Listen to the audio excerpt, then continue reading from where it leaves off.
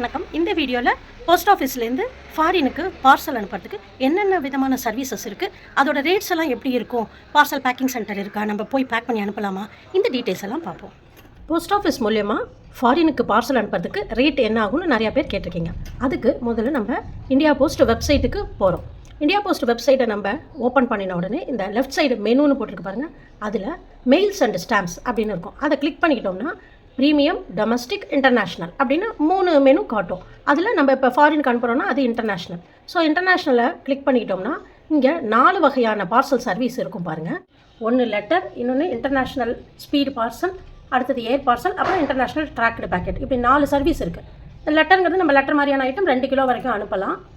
பாருங்கள், கிளிக் பண்ணியிருக்கேன். இதை என்ன காட்டுது, 2 கிலோ வரைக்கும் அனுப்பலாம் லெட்டர். அடுத்தது இன்டர்நேஷ்னல் ஏர் பார்சல். இந்த இன்டர்நேஷ்னல் ஏர் பார்சல்ங்கிறது மேக்ஸிமம் 20 கிலோ வரைக்கும் அனுப்பலாம்.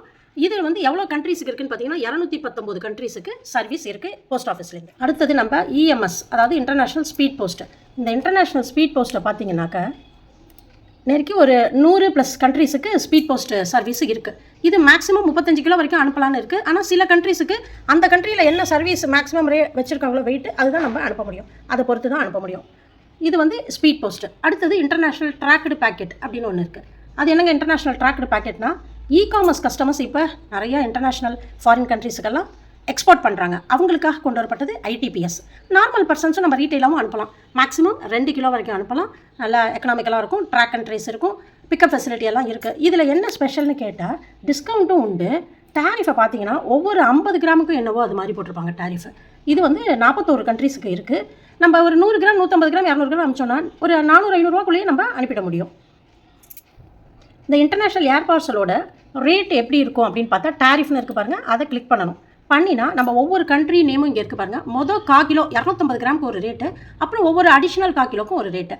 இப்போது கனடாவுக்கு ஒரு 250 கிராமுக்கு நான் அனுப்பினோன்னா பார்சலில் 1125 ரூபா, அப்புறம் ஒவ்வொரு 1/4 கிலோக்கும் 165 ரூபா. இது ஒவ்வொரு கண்ட்ரிக்கும் மாறும். அடுத்தது பாருங்கள் ஜப்பானுக்கு மொதல் 1/4 கிலோக்கு 905 ரூபா, ஒவ்வொரு 1/4 கிலோக்கு 95 ரூபா. ஸோ போஸ்ட் ஆஃபீஸை பொறுத்த வரைக்கும் 1 கிலோக்கு இவ்வளோனா 5 கிலோக்கு இவ்வளோ அப்படி கிடையாது. மொதல் 1/4 கிலோக்கு இவ்வளோ ரூபா, அப்புறம் ஒவ்வொரு 250 கிராம் 1/4 கிலோக்கும் இவ்வளோ ரூபா அப்படிங்கிற மாதிரி இருக்கும். கடைசியாக 18% ஜிஎஸ்டி உண்டு. ஸோ இப்படி தான் கால்குலேட் பண்ணுவாங்க.